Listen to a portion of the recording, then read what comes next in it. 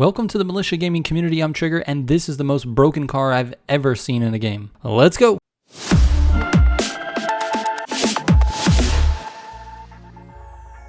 Shout out once again to the Jaeger Hunters, as this one comes from the almighty himself, Leon Unleashed.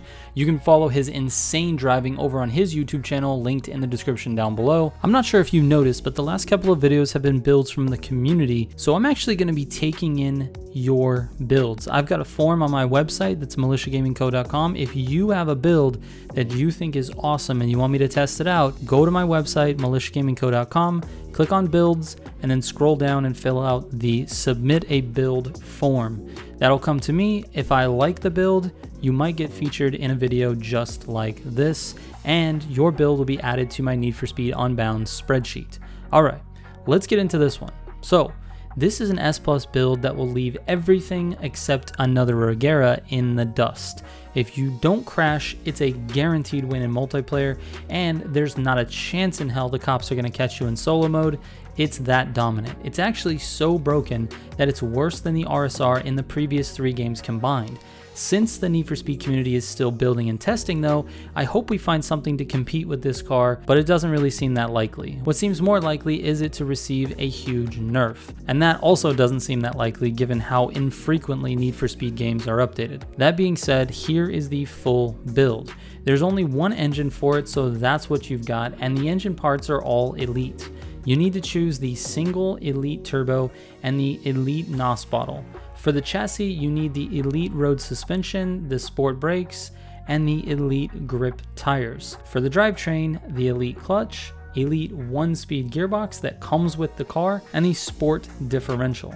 The auxiliaries should be NOS grip and NOS drift in the super variety. And for the handling tune, you want 100% grip, steering sensitivity at +5, downforce at +5, traction control is off, and drift entry is on brake only. That's actually really important because you are going to be tapping that brake to initiate a drift in certain corners. Now, for some driving tips, and if you've never driven this car before, you will definitely need these.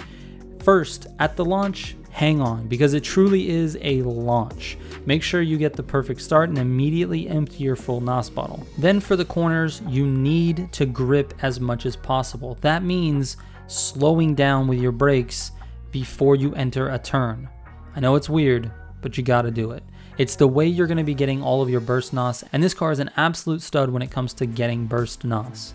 If you start to understeer a corner, just tap the brake to initiate a micro drift in the middle of the corner and feather your gas so you don't oversteer and spin out. If you keep your finger pinned down on the gas, there's a good chance that you're going to oversteer, and there's a very good chance that you're going to spin out, so just don't do that. As soon as you tap your left trigger to initiate the drift, start to feather the gas a little bit. Also with this build, the steering feels very twitchy at first. You need to keep racing that way until you get used to it. You need this car to react to your input as quickly as possible because you will be heading into every single turn at near full speed. It's important to keep it twitchy. Aside from that, just try not to crash. And this is easier said than done. I probably crash the car in 50% or more of the races I do with it. So don't feel bad if you crash. And on the bright side, even if you do crash, you should still beat the rest of the field by several hundred yards.